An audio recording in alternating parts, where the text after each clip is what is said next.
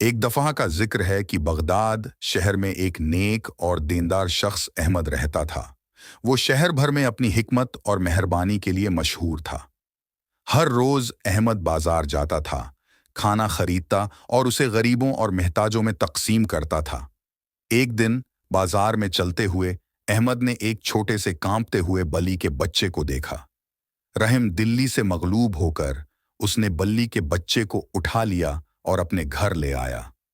اس نے اس کی دیکھ بھال کی، اسے کھانا کھلایا اور گرم رکھا۔ چند دن بعد بغداد میں ایک خوفناک طوفان آیا۔ بہت سے گھر تباہ ہو گئے اور لوگ پناہ تلاش کرنے میں مصروف ہو گئے۔ احمد نے اپنے چھوٹے اور سادہ سے گھر کے باوجود اپنے دروازے اپنے پڑوسیوں کے لیے کھول دیے، انہیں کھانا اور رہنے کی جگہ فراہم کی، یہاں تک کہ طوفان گزر گیا۔ طوفان کے بعد بغداد کے لوگوں نے احمد کی مہربانی دیکھی اور اس کے بے لوث جذبے سے متاثر ہوئے۔